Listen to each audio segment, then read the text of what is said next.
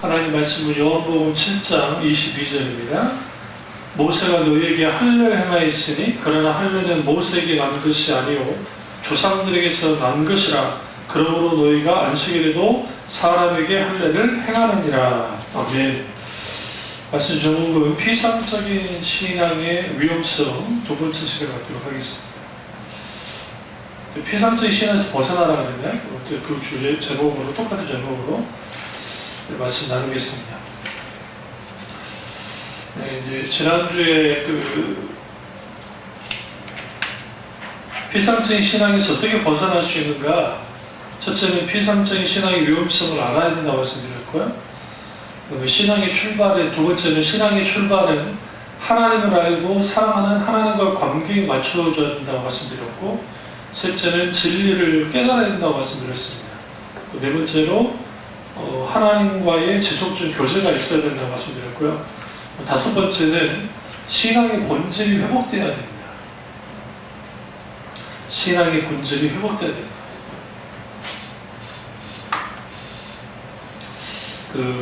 신앙생활 할 때 피상적인 것과 본질적인 것으로 좀 볼 수 있습니다.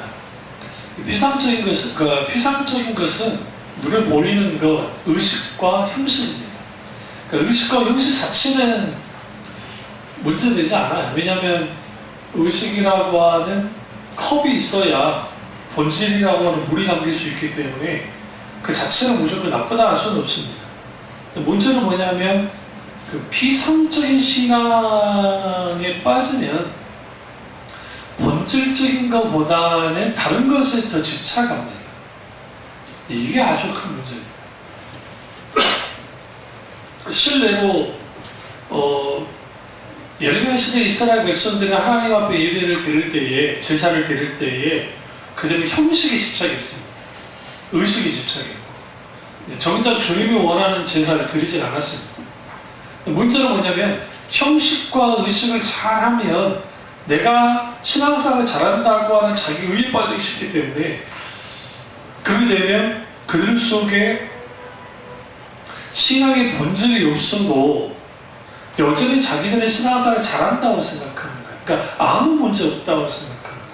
이게 오늘날 이 피상적인 신앙의 위험성입니다.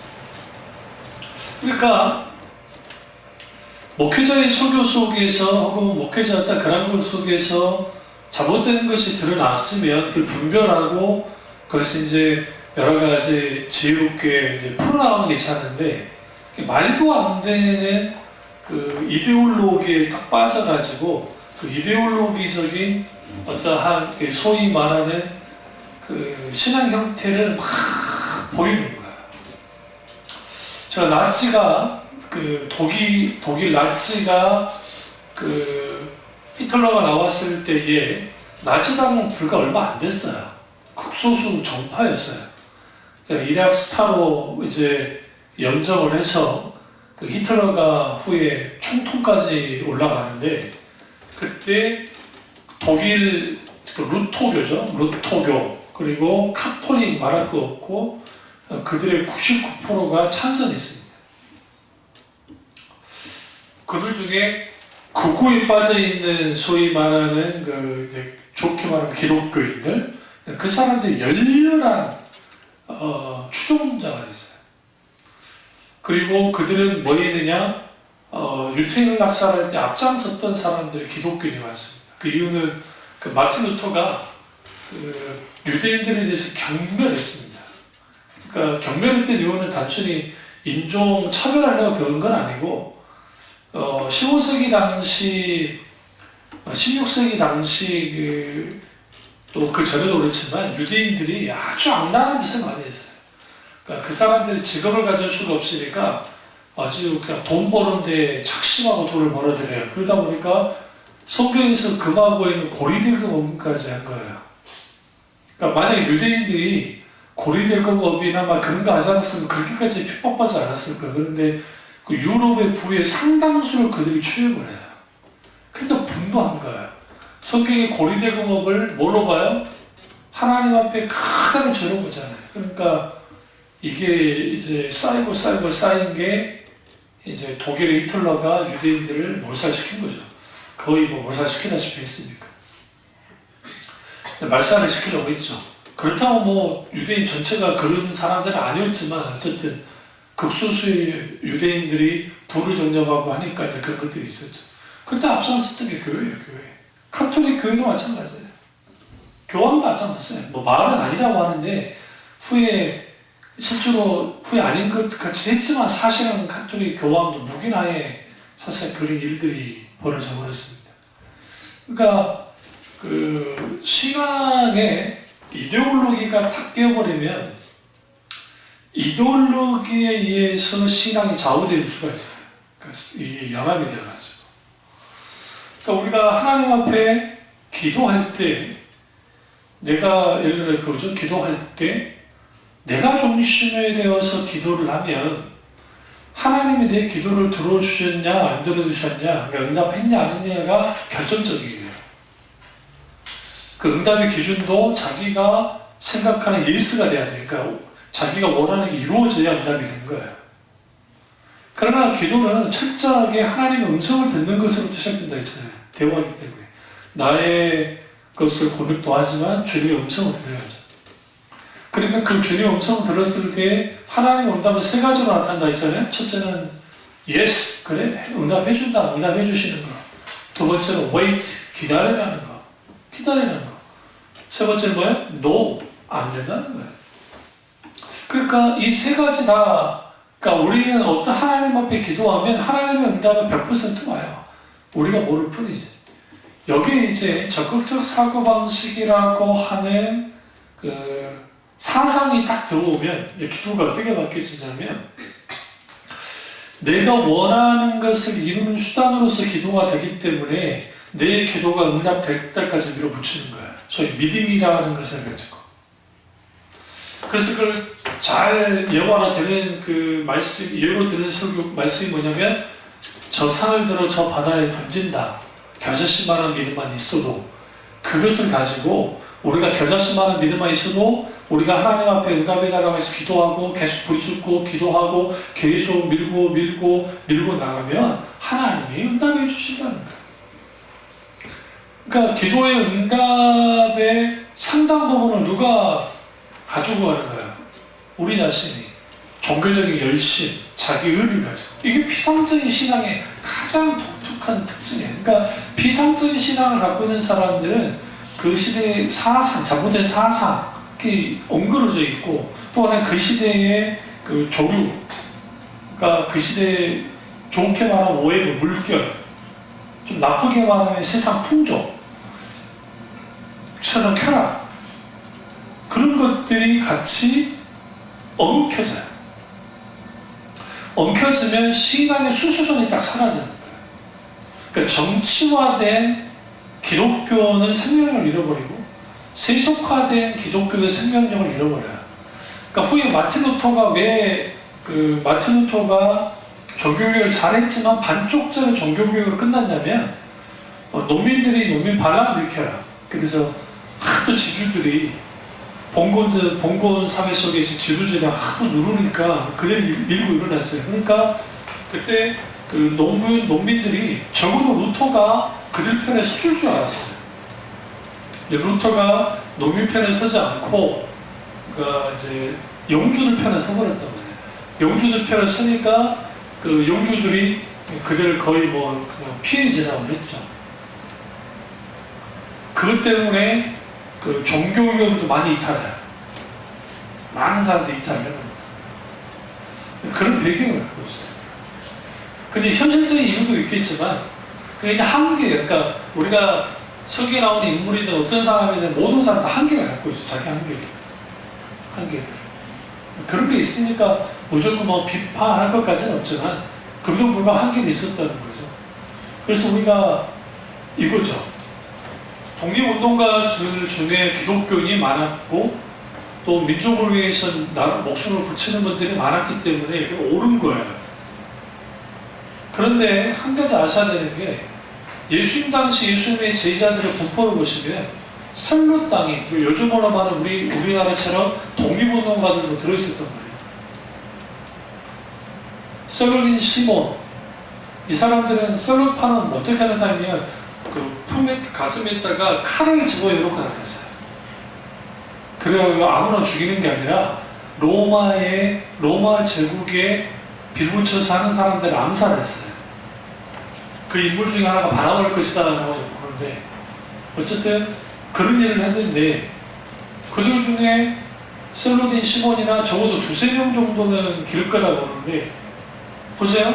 예수님 제자들 중에 독립운동에 있던 같은 사람, 세리같이 우리로 말하면 일제 앞잡이에 있던 마태 같은 사람이 있었고, 또 이것도 아니고 저것도 아니고 그냥 민중으로 살았던, 평범한 삶을 살았던 베드로라든지 어부로서 살았던 사람, 이런 사람들, 그러면 이제 제자의 범위를 좀 넓히면 니고데모라든지 아르마드 요셉이라든지 그 바리새인들이 또 예수님의 제자가 되고, 또 부자들이 예수님의 제자가 되고. 그러니까 이 땅의 나라가 최우선돼야 되느냐, 하나님의 나라가 최우선돼야 되느냐 할 때 기독교인들은 하나님의 나라예요. 분명하게. 그럼 나라를 위해서 싸우면 안 되냐? 그 말이 아니에요. 하나님의 나라를 중심으로 한 삶을 살 때 애국자라는 거예요. 진짜. 나라를 위해서 목숨을 바치는 거예요. 진정한 애국자가 되는 거예요. 그러니까 과거 제 그 모교회 목사님이 그 민주화운동 특별히 하시면서, 그리고 또 그 당시 그 전교조가 처음 생겼을 때, 그러니까 초창기 전교조와 지금 전교조 좀 달라요, 색깔이. 초창기 전교조 운동은 정말 교육개혁을 해보자 하고 나온 거예요, 상당수가. 지금 전교조가 좀 많이 달라졌어요, 그때하고.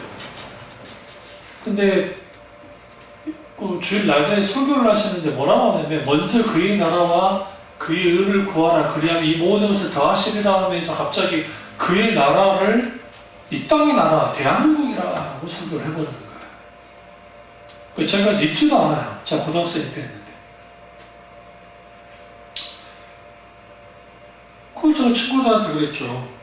오늘 목사님 설교가 제게 어떻게 들렸냐? 그러니까 생각 없는 애들은 뭐 그런 나보다 넘겼는데, 저는 아주 심각하게 받아들였어요.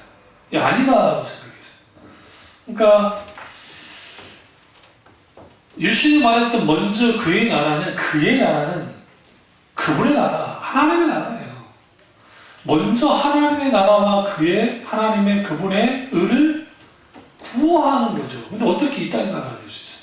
그때가 아주 복잡할 때예요. 뭐 민주화운동 나고 막 그 87 막 일어나고 독재 탄압가 나지 않았으니까 그 설교를 그렇게 해버리는 거예요.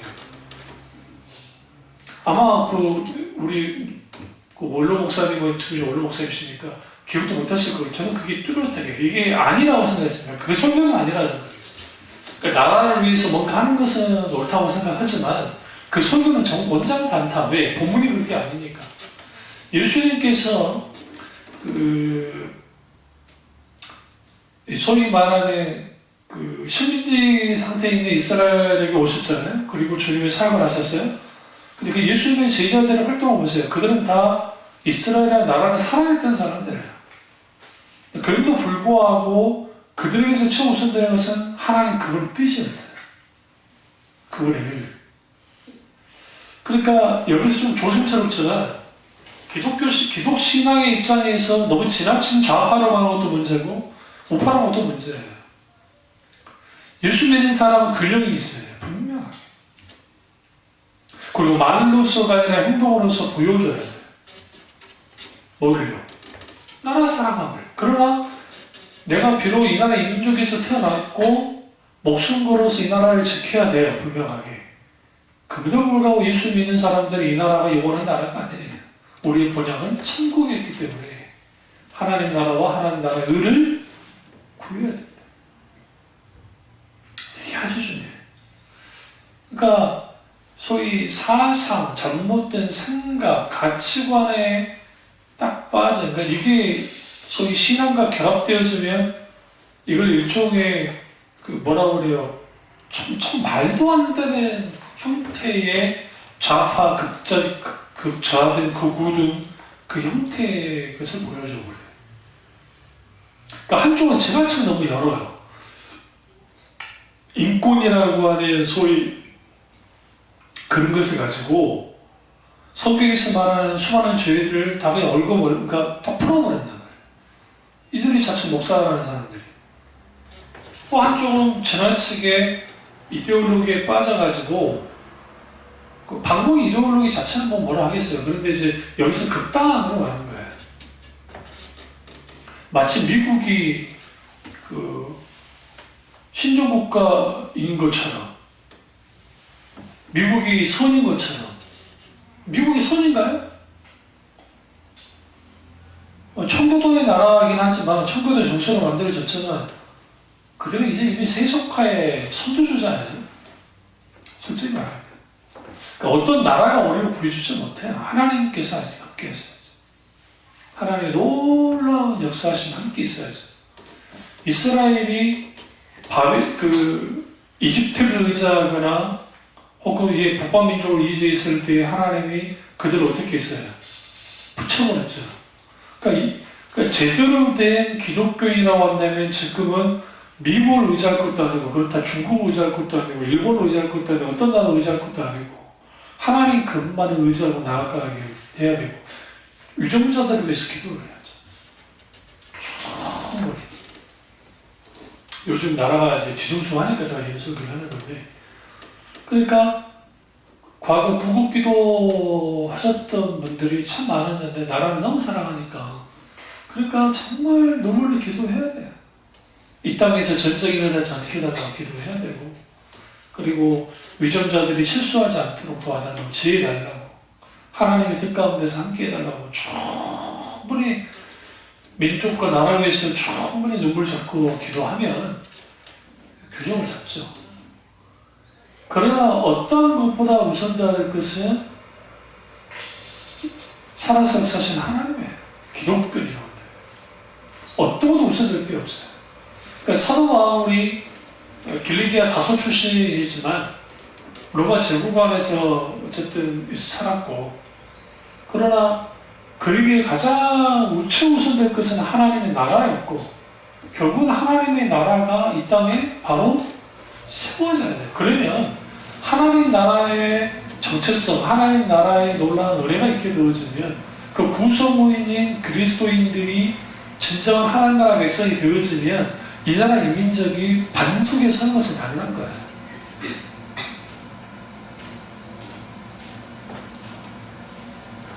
문제는 이제 신앙의 본질로부터 벗어나면 피상적으로 신앙이 흐릅니다.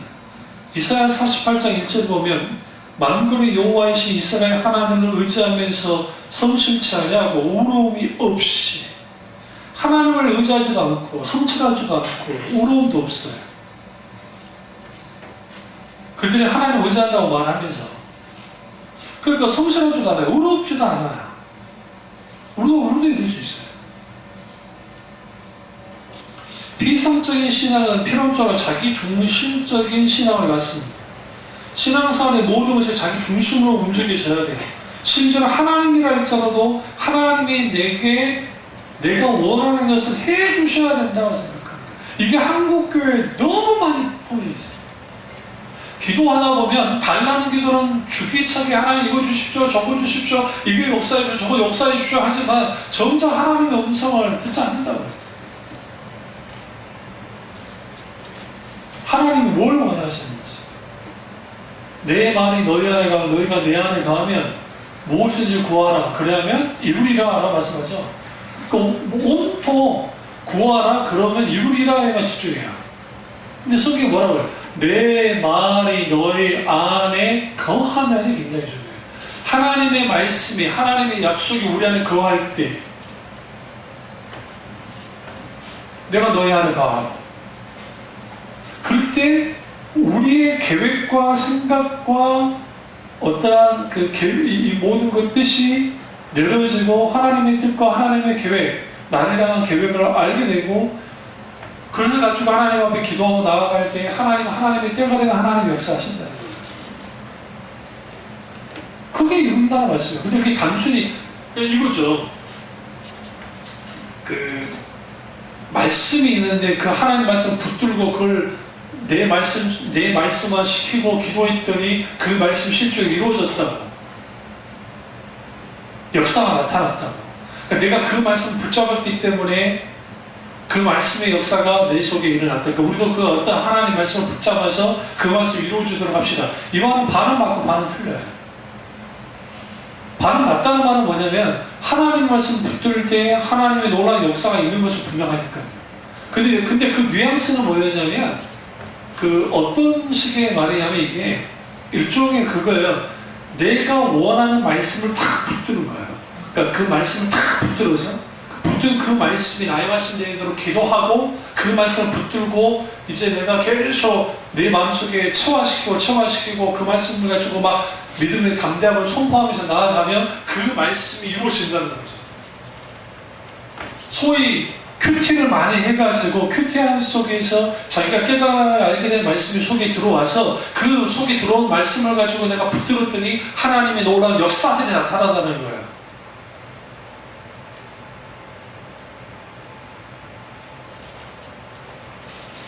그럴 수 있다니까요.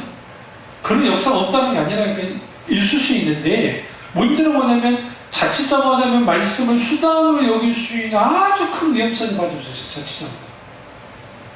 말씀을 붙잡는다 할 때는 내가 하나님의 말씀을 붙잡는 것이 아니라 그게 2차적인 것이고 가장 중요한 것은 성령의 조명이 비춰질 때 붙잡는 거예요. 그래서 성경에 귀 있는 자는 들을지어다 그러잖아요. 성령이 하시는 말씀을 들을지어다. 성령이 하시는 말씀을 들을 귀가 열려야 돼요. 열리려면 성령이 역사해 주셔요. 근데 신앙의 본질이 회복되지 않으면 피상적인 신앙을 갖게 되면 말씀을 하나님의 말씀이라 할지라도 자기를 위한 수단으로 이용을 하고 기도를 할지라도 찬양이라 할지라도 예배라 할지라도 봉사라 할지라도 기타 등등 어떤 것 종교적인 행위를 할지라도 이 모든 것은 나를 위해 사는 것을 다 전체를 이게 아주 위험한 거예요. 그래서 신앙의 막연함이라는 것이 얼마만큼 위험스럽냐면 그 막연한 자기 기대감을 가지고 신앙생활 하는 사람들이 굉장히 많아요. 그대로 이루어지면 아멘 하면 할렐루야, 그대로 이루어지지 않으면 아멘이 아닌 거예요. 그러니까 그런 상태에 의해서 신앙이 차오르는 거예요. 사도락과 메삭과 아벳느고가 그리 아니하실지라도 라고 하는 그 신앙. 그러니까 결국은 하나님이 그들을 사도락과 메삭과 아벳느고를 풀로폴에서 주님이 건져주지 않으셔도 왕이여 우리는 절대로 절할 수 없습니다 라고 하는 게 성경에서 신앙이에요. 그들이 그럴 수 있다는 건 뭐냐? 일사가고의 신앙을 갈 수 있다는 게 뭐냐? 그들이 극단적인 사람이니까 그런 겁니까? 그들이 광신포라서 그랬던 겁니까? 그렇지 않아요. 그게 아니라 성경에서 말하는 인격체신 하나님을 있는 그들의 하나님을 알았고 그들의 신앙 양심과 그리고 그들이 믿고 있는 하나님이 어떤 하나님인지 알았기 때문에 그냥 양보할 수 없던 거였어요. 기꺼이 죽겠다는 거예요. 죽게 되면 죽겠다는 거죠. 이런 신앙이 어디로부터 오느냐? 하나님을 알고 살아가는 신앙의 본질 가운데 있는 사람들 속에서 시작이 일어나요. 그러니까 혹자는 이런 말 하잖아요. 말로는 하나님을 잘 믿고 말로는 하나님에서 목숨을 바친다고 하는 사람들 중에 막상 총구리를 대고 너 예수 믿으면 죽여버릴 거야. 너뿐만 아니라 네 자식까지도 다 죽여버릴 거야 하면 어떨 거냐는 거예요. 실제로 우리에게 일어난 일이 아니니까 쉽게 대답할 수 있을지는 모르지만 쉽지 않은 대답이에요. 쉽지 않은 대답. 그러니까 그 신앙의 본질이 회복되지 않으면 자기 중심적으로 신앙이 흘러가기 때문에 자기가 움직여지는 대로 하나님도 움직여지기를 원하고 하나님의 말씀보다는 자기의 모든 기준은 뭐가 돼요? 자기 뜻과 생각이 되고 자기 생각과 맞아떨어지는 말씀을 취사 선택해서 그것을 자기 자신을 뒷받침해 주는 것으로 이용하는 사람들, 그 사람들이 피상적인 신앙에 빠졌는데 이게 바리새인들이었어요.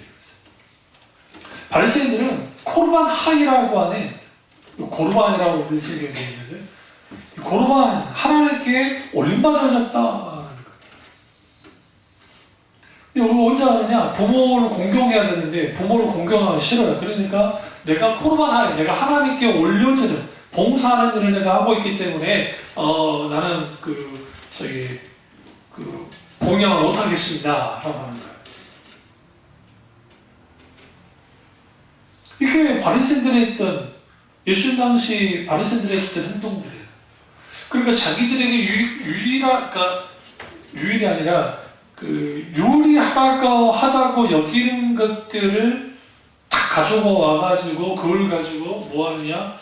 소위 말하는 자기들의 뒷받침 혹은 자기들의 정당성, 그게 확보하는 거예요.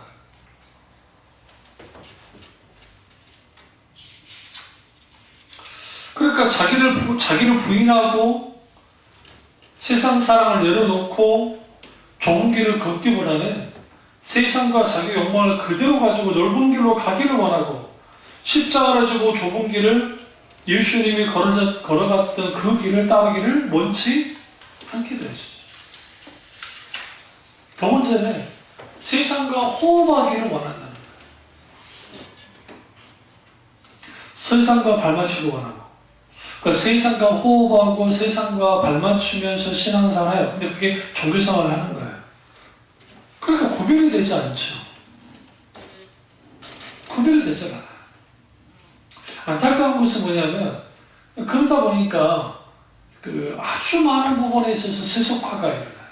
그러니까 설교는 말할 것도 없고 신앙생활의 전반에 걸친 이 세속화적인 것들이 많이 들어오고, 또 하나는 뭐냐면 자기 신념이 어떤 뭐가 이거예요. 자기 신념을 갖고 있잖아요. 그게 소위 잘못된 신앙과 결함이 딱 되어지면 블랙홀처럼 다 빨아들여요. 다 빨아들여요. 그러니까 그런 식의 신앙이 딱 되어져 버리면 우선순위가 뒤바뀌어요. 그러니까 예수 그리스도를 믿는 모든 사람들은 하나님이 최우선순위예요. 최우선순위. 그분의 나라가 최우선순위가 돼야 돼요.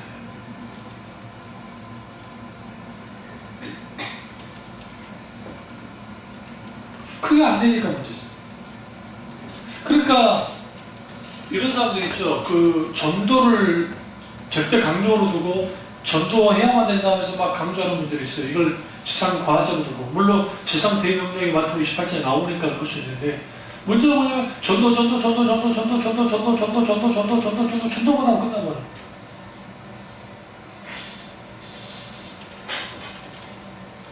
그럼 왜 전도해야 돼요? 전도해야 숫자가 늘어나니까.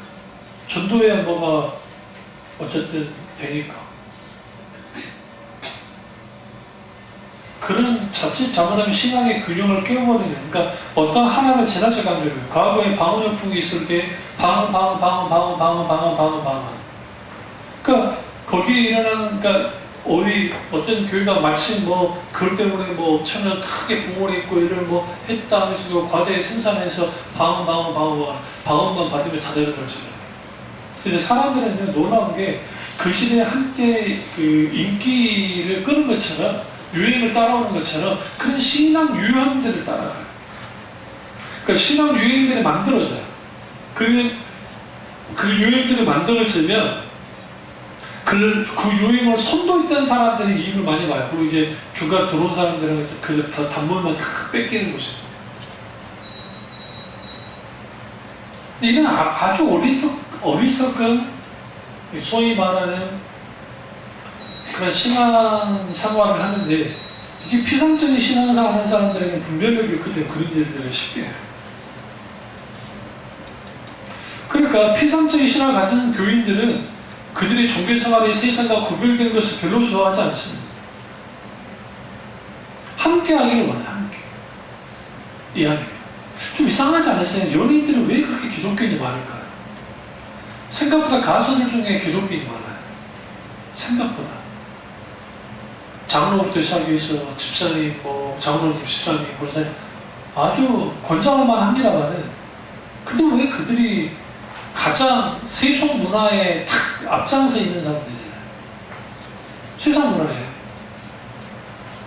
술과 그 다음에 가장 가까운 쾌락에 가까운 사람들이 그 사람들입니다. 근데 정직하게 그들이 갖고 있는 삶과 신앙과 그러한 것들을 하나님 앞에 딱 대면했을 때 그 내로를 중요하고요. 그럼 그분들만의 문제가 아니고 오늘날 저도 마찬가지로 우리도 다 똑같은 과제를 가지고 있습니다. 그러니까 오히려 그분들은 신앙생활 정말 제대로 된 신앙생활을 하기가 쉽지 않는 위치예요. 어떤 면에서. 근데 그분들이 하나님 믿는다고 그러잖아요. 예수 믿는다. 교회 다닌다. 그러니까 그게 종교적인 체험, 종교적인 여러 가지가 있겠죠. 교양도 있겠죠. 그거 다 불행하지 않습니다. 그럼에도 불구하고 그들이 예수 믿기 전의 삶과 예수 믿는 다음의 삶이 얼마나 바뀌었냐는 거예요. 그러니까 교회 가는 거하고 교회에서 활동하는 거 빼놓고 다른 게 바뀐 게 없다고 한다면 이게 우리를 향한 말이 똑같아요. 그렇다고 한다면 우리 종교에 대해서 말하는 거예요. 종교에. 여섯 번째는 성령의 역사이나 바른 이해가 있어야 됩니다. 그 피상적인 신앙을 가진 사람들은 종교 체험을 하게 되면 지극히 현상만을 따라가요. 빠지기 쉬워요. 대표적인 게 방언, 병 고치는 이적과 기적, 예언하는 거, 눈에 보이는 초자연적인 현상들에게만 주의를 기울여요. 아주 위험합니다. 은사는 사망자에게 준다 했잖아요. 근데 이 하나님의 이적이 하나님 대신 예수 그리스도의 구원자 되심에 초점이 맞춰져 있는데, 근데 문제가 뭐냐면 이러한 수많은 성령의 역사가 나타나도 일어나는 현상들, 자기가 경험했던 종교적인 체험이 아주 절대적인 것이냐 생각한단 말이에요. 그러니까 보통 말씀에 대한 깊은 연구나 지식이나 확신 없이 무조건적으로 광적으로 믿는 사람들이 거짓 성령 운동에 빠질 확률이 굉장히 높아요. 이런 말하면 좀 죄송합니다만 학력 수준이 좀 낮은 분들이 그 은사주의에 잘 빠져요. 그때 학력 수준이 높다고 해서 안 빠지는 건 아니지만 좀 이상하기도 좀. 그리고 또 감정적인 사람들이 극단적 은사주의에 잘 빠져요. 그러니까 하나님 말씀을 깊이 연구하고 깊은 영적 경험을 하는 대신에 말초신경을 자극하는 이걸 영어로는 황홀경, 그러니까 우리 말로 이제 황홀경, 과학적인 흥분, 이런 거. 그 다음에 이제 이단들이 하는 행동, 사람들 일으켜가지고 넘어뜨리는 거예요. 왜 멀쩡하게 있는 사람들이 이렇게 세워가지고 넘어뜨려요? 가짜지. 실제로 그런 역사가 없다는 게 아니에요. 제가 말씀드렸잖아요. 제 형이 여기 서울에 그 목사님은 이제 소천하셨는데, 그 목사님이 한참 하나님 놀랍게 역사하실 때, 그 당시 개혁측 목사님이셨는데, 그 개혁측 목사님이 장로교회였거든요. 말씀 사경을 잘 인도하시는 목사님. 그러니까 사경의 말씀을 아주 잘 가르치시고 했던 그런 목사님이세요. 그러니까 으쌰으쌰 목사님이 아니에요. 그렇다고 물론 뜨겁지 않은 건 아니지만 그렇다고 순모음식이 그런 분이 아니었다고요. 어느 날 하나님 말씀을 선포하고 이제 다 끝났고 집회 다 끝났고 이제 목사님이 내려가서 인사를 하잖아요. 사람들이 목사님 나오기 전에 같이 이제 일어난 거죠. 갈 생각하고. 근데 갑자기 사람들이 쓰러지기 시작한 거예요. 지나가는 말. 그 누가 하신 거예요? 성령님이요. 근데 이거 아셔야 되는 거예요. 근데 그 쓰러진 게 중요한 게 아니라는 거예요. 그러니까 목사님이 다시 올라와가지고 이 부분에서 이제 다시 교통정리를 해주는 거예요. 현장이 아니고 하나님이 그걸 역사하시는데 이룰 수도 있다라는 거예요. 그러니까 이거는 내가부터 나온 게 아니기 때문에 주님이 하시는 거니까 이 각 교우들에서 하나님이 사랑하시는 것 같다. 그걸 마무리 좀 할 거예요. 그러지 않으면 그 목사님이 신성하다고 그래요. 아주 능력이 많은 목사님구나. 이거는 근데 이거는 나로부터 나온 게 아니라는 건 분명하게 말을 해주는 거예요. 내 능력이 아니라고. 근데 소위 그 넘어짐의 은사를 조장하는 사람들이 이렇게 서어가지고 막 강조로 넘어뜨리고 저기 사람을 체면을 걸어서 넘어뜨리고 집단 암시를 줘서 집단적으로 막 그렇게 넘어뜨리고 그게 마치 성령의 역사이냐. 물론 예수님을 그 나사렛에 가셨을 때 나사렛 사람들이 예수를 죽이려고 그러잖아요. 높은 곳에서 끌고 올라갔죠. 그리고 예수님을 딱 벼랑에서 밀려오는데 갑자기 그들이 다 넘어지죠. 다 눈이 가려지면서 딱 넘어진단 말이에요. 이게 이제 성령의 강력한 역사가 나타났다 그래요. 예수님 유이 내려오시고. 그러니까 그건 이제 떠가지 않았기 때문에 그러니까 넘어지게 하는 역사가 그런 일들이 실제로 눈이 보이지 않아서 또 막 그렇게 되기도 하고 하는 그 엘리사를 통한 하나님 놀라운 역사라든지 그러니까 그런 초자연적인 역사가 없다는 게 아니고 실제 일어나긴 하지만 형상에 집중하는 신앙은 주로 신앙의 본질감 있는 사람들이 현상에 집중하지 않아요. 하나님이 하나님 되심과 그분이 함께 하심에 대한 감사가 넘치는 것이고 그분 초점은 예수 그리스도를 향하게 되어 있어요. 주님께 영광을 드리는 거죠. 그리고 그 강력한 기적이든 이적이든 역사가 나타났어도 거기서 가장 중요한 것은 기적의 강도나 거기에 역사가 강력하게 나타나는 게 중요한 게 아니라 거기서 있었던 그러한 일들 이후에 있는 열매예요. 열매가 어떤 열매가 맺어졌는가에 따라서 이 모험이 달라져요.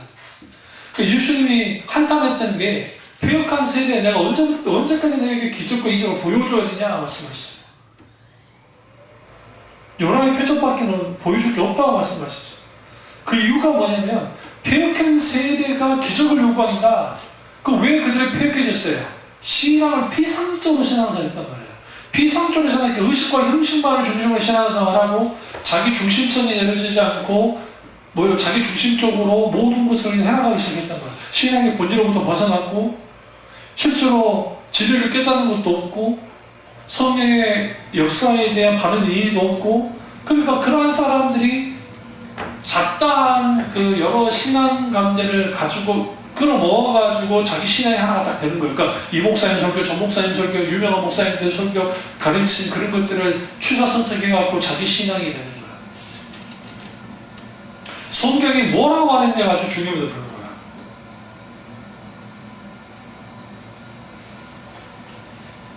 또 피상적인 신앙 그 사람들 중에는 그 성령의 역사에 대해서 아주 부정적인 사람이 있어요. 아프면 병원 가고, 그러니까 육신의 병은 의사에게, 영혼의 병은 목사에게 그 구호를 외쳐요. 맞아요. 육신적으로 아프면 의사에게 가야 돼요. 그것도 하나님 주신 일반 은총이기 때문에. 약도 하나님 주신 노래니까. 여러분 이 세상에 있는 약 하나님이 창조한 것에서 나온 거예요. 여러분 추출해가지고. 하나님이 창조한 물질에서 나왔잖아요. 물질에서 나오지 않는 약이 어디 있어요? 그러니까 하나님이 주신 거예요. 그러니까 그 약을 먹는 거 그리고 의사한테 가서 진료받는 게 잘못된 게 아니에요. 하나도 잘못된 게 없어요. 문제는 약만을 의지하고 의사만을 의지하는 문제라는 거예요. 적어도 그리스도인이라고 한다면 주님의 치유하심을 바라보면서 극단파들은 약 먹으면 죄라는 식으로 막 가르쳤는데 난 묻고 싶은 게 그 사람들 그 모든 병은 귀신이 준다고 가르치는 그 사람들이 병원 안 가는지는 묻고 싶어요. 도대체 병원 아예 안 가는지. 과거 김기환 씨가 자기는 병원 한 번도 안 간다 했으면서 그 임진을 걸려가지고 매독교회에서 임진을 걸려가지고 병원 간 기록이 막 나오고 나를 났었거든요.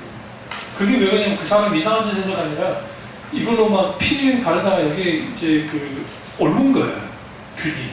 그래가지고 그런 질병 걸렸을 때 본인에게는 초자연적 하나님의 역사가 있으면 자기는 거기 기도원에서 나오는 약수를 마시면 병이 낫고 바르게 말하면 낫고 그럼 바로서 낫든지.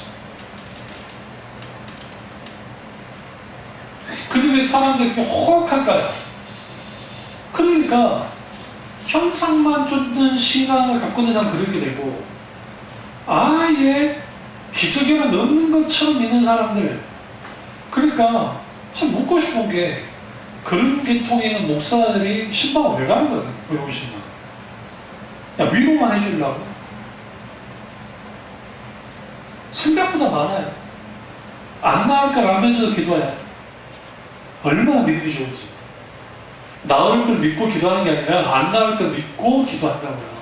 그러니까 그게 기도를 막 열심히 하고 막 기도를 막 언어를 해도 그게 뭐 의미가 있냐고 도대체. 물론 위로는 될지 모르겠어요. 위로가 될지 모르겠어요.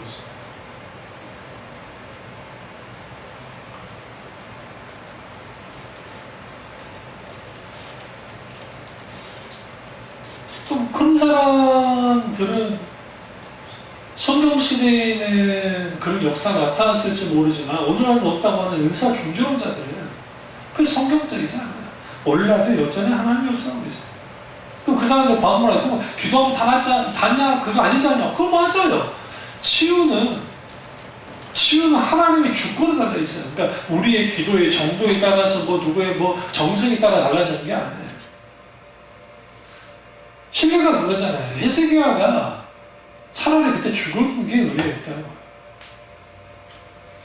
그 살려달라고 하나님 앞에 기도했을 때 하나님 그 기도를 응답해 주시죠. 15년 동안 그의 생명이 연장이 되잖아요. 그 안에 누가 태어났다 했어요? 므낫세가 태어났어요. 므낫세. 그러니까 태어나지 말아야 될 아이가 히스기야가 생명 연장했을 때 그 시기에 태어났다고요. 그리고 가장 악먹는 악한 왕이에요. 유다 왕조 중에. 뭐가 은혜입니까?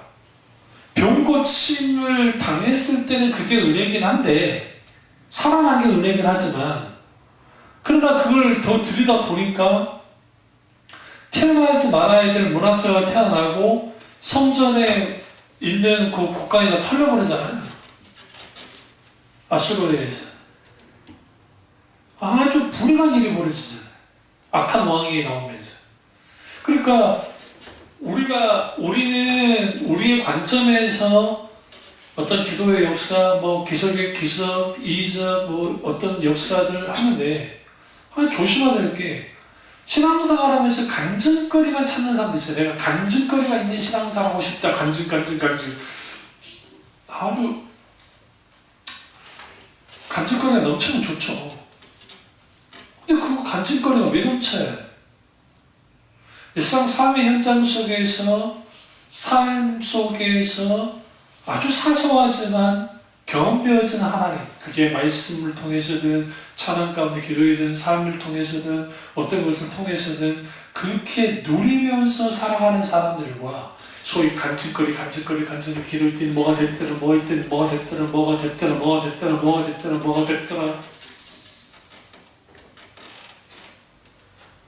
그러니까 자기도 모르게 뻥튀기를 시키고 뭐가 더 대단한 것처럼 입으로만 하는 그런 일들을 벌이는 거예요. 피상적인 신앙에 빠지는 사람들은 신념만 있지 인격적인 하나님이 없기 때문에 자기 신념을 강화를 계속 시켜줘야 돼요.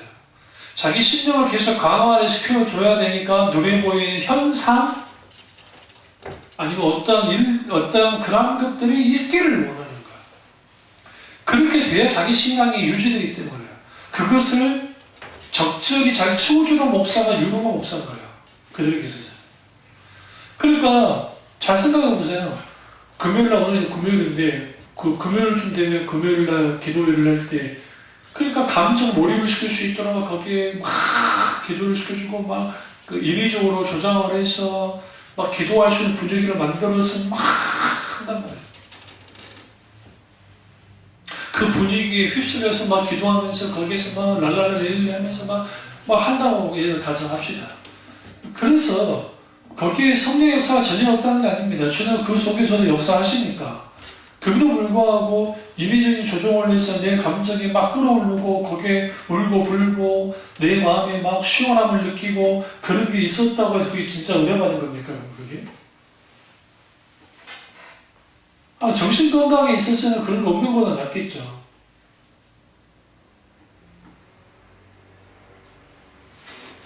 그래서 조심해야 될 게, 그래서 인위적으로 조정하지 않으려고 하는 게 그거예요. 물 흐르듯이.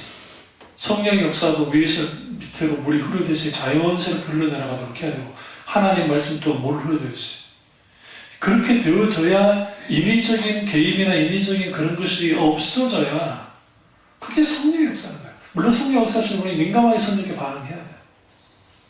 그리고 그분의 성령의 역사에 대한 갈망함이 우리가 있어야 되고, 우리가 하나님이 내게 역사해 주시기를.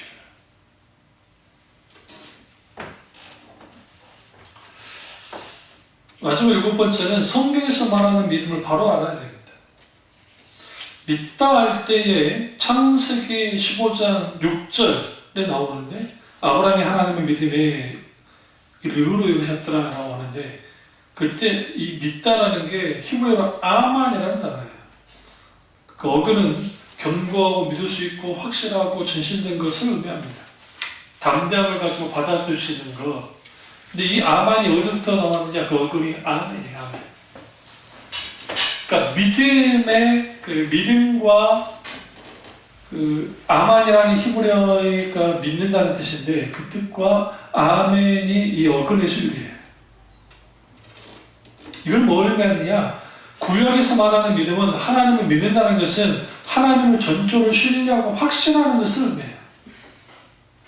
이게 필요해요. 신약에서는 피스티오 혹은 피스티스라고 하는 단어를 사용합니다. 근데 여기서 믿는 것은 비상적이고 맹목적인 신앙이 아니라 인격체에 대한 신뢰를 뜻해요. 그러니까 피스티오는 확신이라는 의미가 강한데, 누구를 향한 확신? 인격체이신 예수 그리스도에 대한 확신. 근데 그 확신은 어디로부터 와요? 신뢰로부터 와요. 근데 그 신뢰는 무엇을 통해서 신뢰가 생겨나요? 하나님의 말씀. 그 말씀 속에 성령의 역사하실 때, 그 말씀의 놀라운 역사 속에서 우리 가운데 신뢰가 생기고 확신이 생기고, 그리고 확신이 생기는 거죠. 그리고 거기서 그게 믿음이 생기는 거예요. 근데 피상적인 믿음에 빠지면 영적인 게으름에서 오는 아니란 믿음주의에 빠질 확률이 있어요. 그래서 값싼 은혜, 싸구려 구원 시인함으로 떨어져요. 아니란 믿음주의, 값싼 은혜, 싸구려 구원, 이런 것들이 넘쳐나는 거죠. 갈라디아서 5장 6절 한번 찾아보실래요? 갈라디아서 5장 6절. 갈라디아서 5장 6절을 보시면, 그리스도 예수 안에는 할례나 무할례나 효력이 없으되 사랑으로서 역사는 믿음뿐이니라. 여기서 효력이라는 이 단어가 이스큐라는 단어예요. 이건 뭐냐? 귀신을 쫓아내는 능력, 복음의 능력, 사탄을 대장하는 능력, 세상을 이기는 능력, 기도의 능력, 예수 그리스도의 구원을 받을 자격, 이런 의미를 다 갖고 있어요. 근데 할례나 무할례라는 형식은 구원과 신앙에 전혀 영향을 끼치지 못한다고 말하는 거죠. 그러니까 의식과 형식이 중요해요. 중요하지 않다는 게 아니에요. 그럼에도 불구하고 의식과 형식만 잘한다고 신앙생활 잘한 게 아니라, 반대로 신앙의 본질 말은 하는데 의식과 형식이 안 따라와. 딱 가짜예요. 그러니까 의식과 본질은 컵이 의식이라고 한다면 그 안에 담겨있는 물이 본질이라고 하면 이 둘 다 있어야 한 세트가 되는 것처럼 신앙도 마찬가지예요. 그럼 뭐가 중요해요 여기서? 효력이 없는 할례와 무할례 대 사랑으로서 역사하는 믿음이 대조를 이루고 있어요. 우리에게 필요한 게 뭐예요? 사랑으로 역사하는 믿음이 필요하다는 거예요. 그 믿음이 누구한테 있게 되어지느냐? 누구에게 있게 될까요? 당연히 신앙의 본질 가운데 있는 신자들에게 이러한 역사가 있어요. 우리가 달라스 윌러가 이렇게 말합니다. 많은 신자들의 기독교의 중요한 기능을 단순히 천국에 들어가게 해주는 걸로 보고 있다. 그래서 그가 이렇게 초발합니다. 만족스러운 내생은 보장하지만 지금 여기서의 삶에 전혀 영향력을 미치지 못하는 그런 믿음은 피상적인 소비자 기독교, 광범은 신앙에 지나지 않는다라고 했어요. 그러니까 이거죠. 내생에 대해서 말은 해요. 그런데 그러니까 실질적으로 보장도 해준다고 그래요. 만약 티켓 끊듯이 축구 갈 수 있다고 가르쳐요. 문제는 뭐냐면 지금 여기서의 삶에 신앙이 전혀 영향을 끼치지 못하는 거예요. 그 현상을 두 가지로 말하는 거죠. 하나는 소비자 기독교의 전형적인 모습이고 또 하나는 광고문, 말로만 하는 그런 신앙에 불과하다는 거예요. 그런 신앙이 오늘날에 뭐 하고 있어요? 판치고 있다는 거예요. 그게 왜 그런 일들이 벌어졌느냐? 피상적인 신앙에서 오는 거예요.